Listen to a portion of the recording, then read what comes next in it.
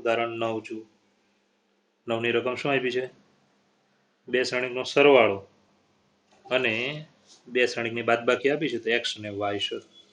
તો સૌપ્રથમ રકમના પદ પરથી આપણને આપ્યું છે તે આપણે લખીએ તો x plus Y is equal to શ્રેણીક છે 5209. ચલ આને હું સમીકરણ નંબર 1 આપું છું. બીજું x માઇનસ વાય બરાબર શ્રેણીક છે 36 -1. ચલો આને આપણે નંબર 2 આપીશું. હવે 1 અને 2 જુઓ. તો હું સરવાળો કરીશ તો મને ફાયદો થશે. તો હું પહેલા તો સમીકરણ 1 + 2 કરતા, ચલો 1 અને 2 નો સરવાળો કરતા, તો ડાબાનો સરવાળો x plus y plus x minus y is equal to જમણી બાજુમાં સરવાળો 5209 પ્લસ 360 -1. ચલો સાદરૂપમાં આગળ વધીએ તો સૌપ્રથમ શ્રેણીક અને એના વિરોધી શ્રેણીકનો સરવાળો શું થવાનો? શૂન્ય શ્રેણીક, એટલે એને તમે કાઢી શકો. વધ્યું 2x, x plus x 2x. ચાલો જમણી બાજુએ અનુરૂપ ઘટકોનો સરવાળો, અનુરૂપ ઘટકો. તો જમણી બાજુ શું આવશે? તો પહેલા તો 5 અને 3 કેટલા થાય? 8. 2 ને 6 8, 0 અને 9 માઇનસ 1 એટલે 8. ચલો સાદરૂપમાં આગળ વધીએ તો માટે 2 વડે બંને બાજુએ ભાગવાનું, તો x બરાબર 1/2, 8 8 0 8. ચાલો હવે 1/2 વડે શ્રેણીકને ગુણી નાખીએ તો શ્રેણીક x આપણને મળશે 4 4 0 4. તો આપણને મળ્યો, ધ્યાન રાખજો, શ્રેણીક x. હવે શ્રેણીક y પણ આપણે મેળવવાનો છે. તો પહેલા જોઈ લો, x પ્લસ વાય બરાબર એક શ્રેણીક નંબર 1, x માઇનસ વાય બરાબર બીજો શ્રેણીક નંબર 2. બંનેનો સરવાળો કરીએ તો આપણે સાદરૂપ આપીશું એટલે શું આવી જશે? શ્રેણીક x. એ જ રીતે સમીકરણ 1 અને 2 ની બાદબાકી કરું, અથવા આ જે શ્રેણીક x મળ્યો છે તેને કોઈ પણ એક સમીકરણમાં મૂકીને પણ તમે જવાબ લઈ શકો. ખબર પડશે? તો બંનેમાંથી કોઈ પણ એક રીત તમે લઈ શકો છો. તો સૌપ્રથમ આ જે શ્રેણીક મળ્યો છે તેને તમે સમીકરણ 1 માં લેશો, 2 માં લેશો, કોઈ પણ માં લેશો ચાલશે. તો આપણે એક કામ કરીશું, સમીકરણ 1 માં જ મૂકીશું. તો સૌપ્રથમ સમીકરણ 1 કેવું આપ્યું છે? જો તો x પ્લસ વાય બરાબર શ્રેણીક, ચાલો 5209 છે. બંને બાજુએ માઇનસ એક્સ શ્રેણીક એડ કરીશું તો અહીંયા આવશે 5209 - x. ચાલો અહીંયા x માઇનસ એક્સ એટલે શૂન્ય શ્રેણીકો. જમણી બાજુએ આપણે હમણાં જ જે શ્રેણીક બન્યો છે x એનો ઉપયોગ કરી શકીએ. ચાલો શ્રેણીક x 4404. બરાબર છે. આગળ વધીએ. હવે શૂન્ય શ્રેણીક સાથે કોઈ પણનો સરવાળો કોઈ પણ શ્રેણીકનો શ્રેણીક પોતે જ. ચલો અહીંયા 5 - 4, 2 - 4, 0 - 0 અને 9 - 4. ચલો સાદરૂપ આપી દઈશું. માટે y બરાબર આવશે 1 - 2 0 5. તો આપણને મળ્યો શ્રેણીક y. તો ફરીવાર દાખલો આપણે જોઈશું. ચલો પહેલા રકમ જુઓ. બે શ્રેણીક આપ્યા છે x અને y, એમાં પહેલા સરવાળો અને પછી બાદબાકી. તો તમારે આ બે સમીકરણ બનશે કે શ્રેણીક, ધ્યાન રાખજો, x પ્લસ વાય સમીકરણ નંબર 1, બીજો x માઇનસ વાય સમીકરણ નંબર 2. હવે 1 અને 2 નો શું કરવાનો? તો ભાઈ સરવાળો કરીએ છીએ. તો ડાબામાં જોઈ શકો y નીકળી જાય છે, વધે 2x. જમણી બાજુએ સાદરૂપ આપીશું સરવાળામાં. ચાલો હવે બંને બાજુએ 2 વડે ભાગવાનું, એટલે અહીંયા આવશે જમણી બાજુ 1/2, અંદર ગુણી નાખો, માટે આવશે શ્રેણીક x. હવે પહેલું સમીકરણ છે તે લખ્યું કે x પ્લસ વાય બરાબર શ્રેણીક. બંને બાજુએ વિરોધી શ્રેણિકને ઉમેરવાનું, કારણ કે વિરોધી શ્રેણિકનું અસ્તિત્વ 100% હોય છે. આગળ વધીએ. હવે તમે જાણો છો શ્રેણિક અને વિરોધી શ્રેણિકનો સરવાળો શૂન્ય શ્રેણિક થાય. જમણી બાજુએ શ્રેણિક x જે આપણે હમણાં જ મેળવ્યો તો અહીંયા મૂકી શકો છો. ચાલો સાદરૂપમાં આગળ વધીએ તો શૂન્ય શ્રેણિક અને શ્રેણિકનો સરવાળો શ્રેણિક પોતે આવશે, અને અહીંયા આ બે શ્રેણિક નો સાદરૂપ આપી દઈશું. વચ્ચે માઇનસ છે, જોઈ શકો છો. ચાલો, માટે આપણને જવાબ મળશે શ્રેણિક y. તો સહેલો દાખલો હતો. ચાલો આગળ વધીએ. ઉદાહરણ 10 જુઓ. ઉદાહરણ 10ની રકમ છે કે શ્રેણિક સમીકરણ આપેલું છે, આપણે તેના પરથી x અને y મેળવવાના છે. બરાબર છે. ઉદાહરણ 10 એમાં શ્રેણિક સમીકરણ શું આપ્યું છે જુઓ કે ભાઈ 2 ગુણ્યા શ્રેણિક x5 7y - 3 plus 3 - 4 1 2 is equal to 7 6 15 14. ચાલો આ શ્રેણિક સમીકરણ આપ્યું છે, આપણે મેળવવાના છે x અને y. તો સાદરૂપ સ્ટાર્ટ કરીશું, ધ્યાન રાખજો. ચાલો પહેલા તો શ્રેણિકને આપણે 2 વડે ગુણી નાખીએ તો અહીંયા આવશે 2x 5 2 10 7 2 14 2y - 6. ચાલો આગળ વધીએ. બાકી જેમ છે તેમ જ.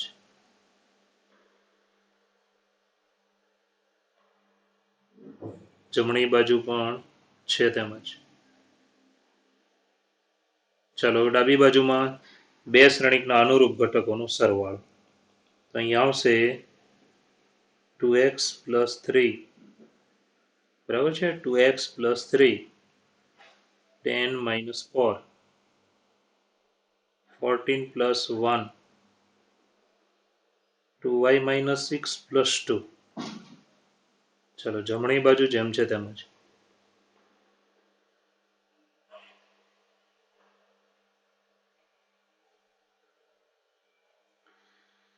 ચાલો સાદરૂપમાં આગળ વધીશું.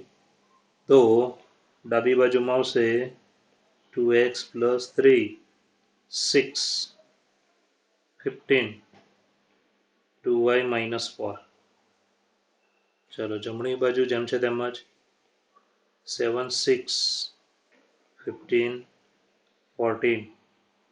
ચાલો હવે બે શ્રેણિકની સમાનતાનો ગુણધર્મ, અનુરૂપ ઘટકો તમે સરખાવી શકો છો. અનુરૂપ ઘટકો સરખાવીએ તો અહીંયા આવશે. ચાલો પહેલો ઘટક તો આપણને મળ્યું કે ભાઈ 2x + 3 = 7.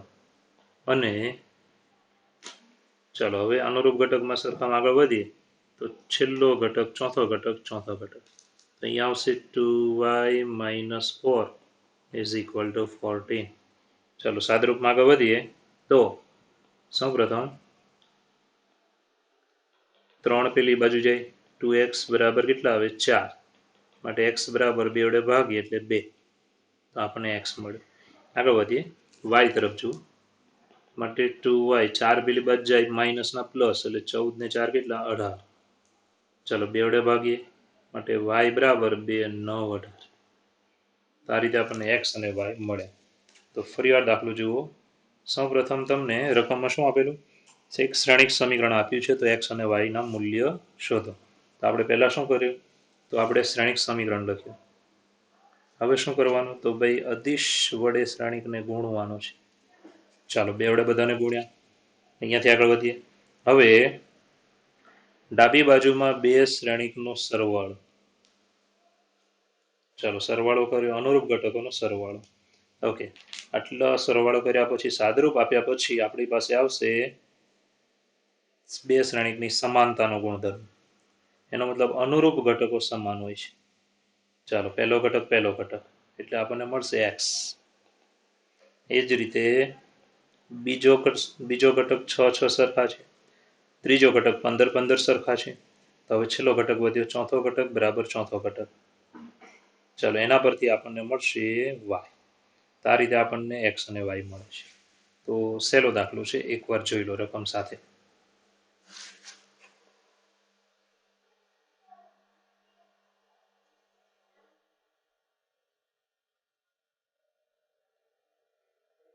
ચાલો હવે આવે છે, ધ્યાન રાખજો, ઉદાહરણ 11. શું રકમ આવી છે જુઓ બરાબર. બે ખેડૂતો રામકિશન અને ગુરુચરણસિંહ 3 પ્રકારના ચોખા છે, બાસમતી, પરમલ, નોરા.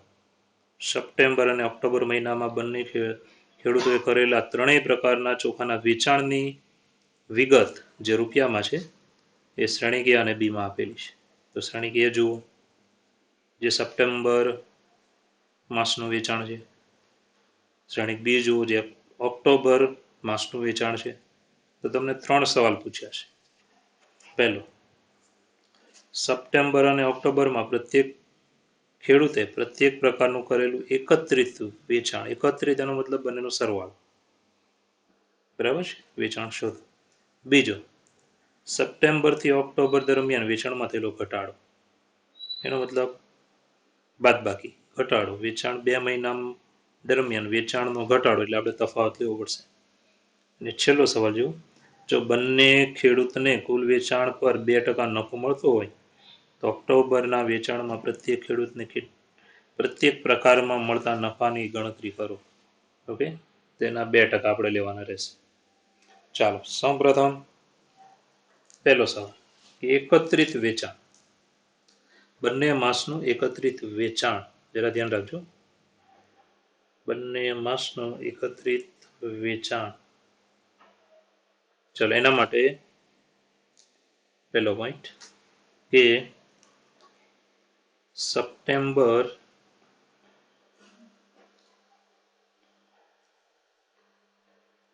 અને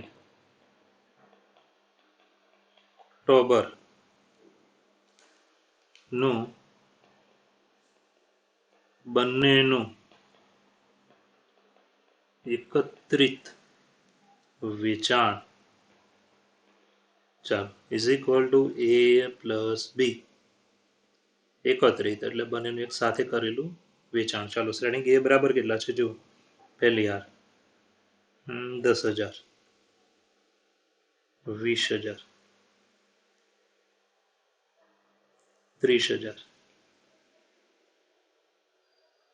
ચાલો બીજી હાર 50,000, 30,000, 10,000. પ્લસ શ્રેણી બીજું 5,000, 10,000, 6,000. ચાલો શ્રેણી બી માં આગળ જુઓ, બીજી વાર 20,000, 30,000, 10,000. ચાલો હવે આ બંને શ્રેણીનો આપણે સરવાળો કરીશું. તો સરવાળો જે તમે સીધો લખી શકો છો, અનુરૂપ ઘટકોનો સરવાળો. તો કેટલા થશે? તો પહેલો ઘટક બરાબર છે, એ રીતે બીજો ઘટક, એ જ રીતે ત્રીજો ઘટક. તો સરવાળો કરીએ તો 10,000 ને 5 કેટલા થયા? 15,000. ચલો 20,000 ને 10 એટલે કેટલા થયા? 30,000. ચલો 30,000 ને 6 36,000. ચલો એ રીતે બીજી હારમાં જુઓ, 50,000 ને 20,000 70,000. ચાલો પછી 30,000 અને 10,000. અહીંયા 10,000 છે, જરા ધ્યાન રાખજો, 10,000. ચાલો 10,000, 30,000 ને 10,000 કેટલા થયા? 40,000. ચાલો આગળ વધીએ. છેલ્લું 10,000 કેટલા થયા? 20,000. ચાલો હવે આ કોણ કોણ છે તે આપણે લખવું પડશે. તો સૌ પ્રથમ અહીંયા ધ્યાન આપજો,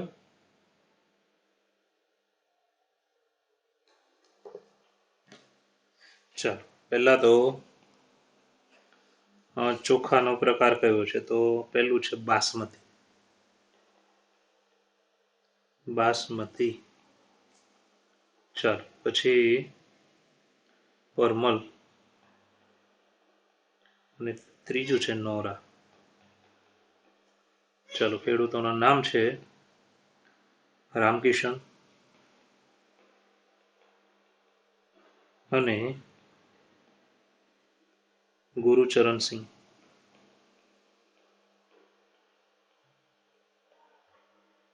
ચાલો તો આ જે આપણો શ્રેણિક આવ્યો છે છેલ્લો, તે છે બંનેનું એકત્રિત વેચાણ. હવે તમારે બીજા સવાલમાં શું કીધું છે? જો બીજા સવાલમાં તો સેકન્ડ ધ્યાન રાખજો. બીજા સવાલમાં છે સપ્ટેમ્બરથી ઓક્ટોબર દરમિયાનમાં વેચાણમાં થયેલો ઘટાડો. તો સપ્ટેમ્બરથી ઓક્ટોબર દરમિયાન વેચાણમાં થયેલો ફેરફાર એટલે કે ઘટાડો. તો સપ્ટેમ્બર થી ઓક્ટોબર સુધીમાં અથવા સુધીના વેચાણમાં થયેલ ફેરફાર, અહીંયા આપણને કીધું છે ઘટાડો. ચાલો તો સપ્ટેમ્બરથી શરૂ કરવાનું છે એટલે શ્રેણી એ પહેલા લખવાનું. ઘટાડો એટલે ફેરફાર છે, તફાવત જોઈએ એટલે માઇનસ એ માઇનસ બી. ચાલો બંને શ્રેણિક, પહેલા તો શ્રેણિક એ જે છે તમે જોઈ શકો 10,000, 20,000, 30,000. ચાલો બીજી આર છે 50, 50,000, 30,000 અને 10,000. ચાલો માઇનસ શ્રેણિક બી 5,000, 10,000, 6,000. બીજી આર છે 20,000, 10,000, 10,000. ઓકે.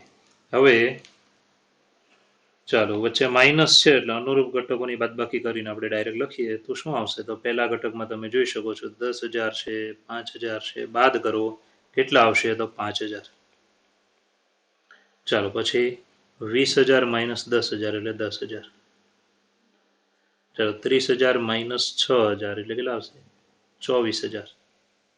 ચાલો 50,000 માઇનસ 20,000 કેટલા આવશે? 30,000. 30,000 માઇનસ 10,000 એટલે 20,000. 10,000 માઇનસ 10,000 એટલે 0. તો ફરી વખત કોણ કોણ છે તે આપણે લખવું પડશે. તો પહેલા ચોખાનો પ્રકાર કેવો હતો? બાસમતી. પછી પરમલ, નોરા. ઓકે. ખેડૂતોના નામ રામકિશન અને ગુરુચરણ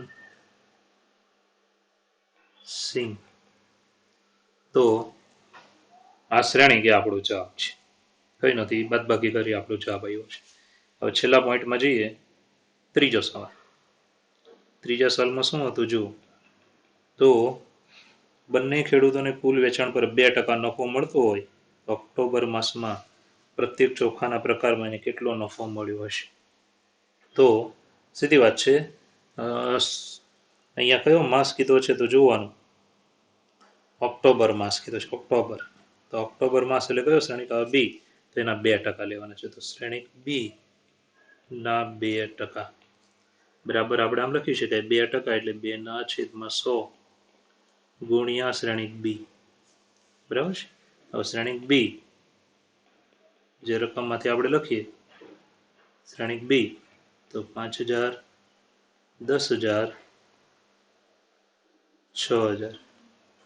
ચાલો 20,000, 10,000, 10,000. ચાલો આનું સાદરૂપ આપી દઈશું. તો 100 વડે ભાગવાના, 2 વડે ગુણવાના એટલે કેટલા આવશે? 50 ગુણ્યા 2 100. ચાલો પછી કેટલા આવશે? 100 ગુણ્યા 2 200. ચાલો પછી કેટલા આવશે? 60 ગુણ્યા 2 120. ચાલો 200 ગુણ્યા 2 400, 100 ગુણ્યા 2 200, 100 ગુણ્યા 2 200. ચાલો અહીંયા આપણે પ્રકાર પણ લખવાના છે. તો પેલો બાસમતી, પરમલ, નોરા. ચાલો રામકિશન અને ગુરુ ચરણસિંહ. ઓકે, ફાઇનલ જવાબ આમાં લખવો પડે, તો જરાક ધ્યાન રાખજો કે ફાઇનલ જવાબ માટે ઓક્ટોબર માસમાં રામકિશનને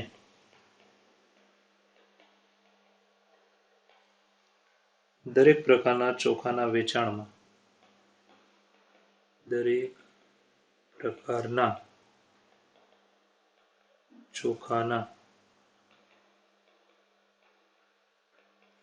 વેચાણમાં મળતો નફો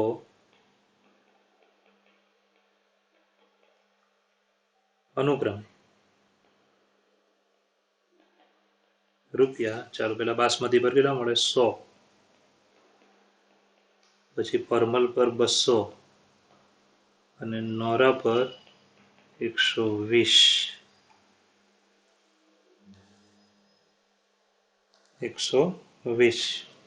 તથા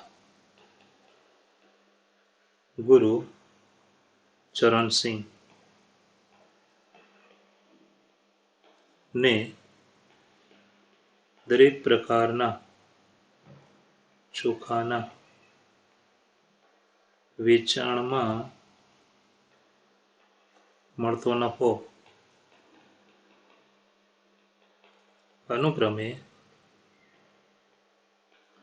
રૂપિયા 400, 200, 200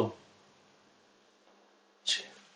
તો આ રીતે ઓક્ટોબર માસમાં 2% નફો બંને ખેડૂતને દરેક પ્રકારના ચોખામાં કેટલા રૂપિયા મળે છે તે આપણો ફાઇનલ જવાબ થશે. તો પહેલેથી એકવાર દાખલો જોઈશું. સૌપ્રથમ રકમ જુઓ. ચાલો રકમમાં બે ખેડૂત છે, રામકિશન ગુરુચરણ છે. 3 પ્રકારના ચોખા છે, બાસમતી, પરમલ અને નોરા. 2 માસની વાત છે, સપ્ટેમ્બર અને ઓક્ટોબર. બરાબર છે. તો સવાલ 3 છે. તો પહેલા સવાલમાં એમ કીધું છે કે બંને માસનું, બંને ખેડૂતનું એકત્રિત વેચાણ, એકત્રિત એટલે સાથે, તેનું ટોટલ ધ્યાન આપજો. એકત્રિત વેચાણ, તો પહેલાનો જવાબ બંને માસનું એકત્રિત વેચાણ, બંને ખેડૂત વાત કરીશ તો બંને શ્રેણીનો સરવાળો A+B, એટલે આપણો જવાબ આવશે શ્રેણી. ચલો બીજો સવાલ જો કે સપ્ટેમ્બરથી ઓક્ટોબર સુધીના વેચાણમાં થયેલો ઘટાડો. તો આપણે સપ્ટેમ્બરથી ઓક્ટોબર કીધું, એટલે સપ્ટેમ્બર એટલે શ્રેણિક A અને ઓક્ટોબર એટલે શ્રેણિક B. તો બંનેની બાદબાકી થશે A - B. ચાલો બંને શ્રેણીની બાદબાકી કરીશું એટલે આપણો જવાબ આવી જશે. ચાલો પછી શું કીધું કે ઓક્ટોબર માસમાં બંને ખેડૂતને 2% નફો થાય છે. તો દરેક ચોખાની જાત પર કેટલો નફો થયો હોય? તો આપણે લેવાના બીના 2%. ઓક્ટોબર માસનો શ્રેણિક છે બીના 2%. ચાલો શ્રેણિક બી એના 2% એટલે 2/100 વડે ગુણી નાખવાનું. ચાલો સાદરૂપ આપીશું એટલે મળશે.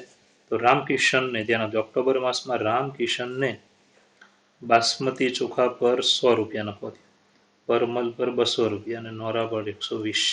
એ રીતે ગુરુચરણસિંહને બાસમતી ચોખા પર 400નો, પરમલ પર 200નો અને નોરા પર 200નો નફો થાય છે. 2% નફો, એટલે આ રીતના આપણે આપણને મળશે. તો છેલ્લો ફાઇનલ જવાબ લખેલો છે તે પ્રમાણે જવાબ લખવાનો રહેશે. જોઈ લો, સહેલો છે. ઓકે, આજે અહીંયા સુધી રાખીશું. આગળનો પાર્ટ નેક્સ્ટ વિડીયોમાં આવશે.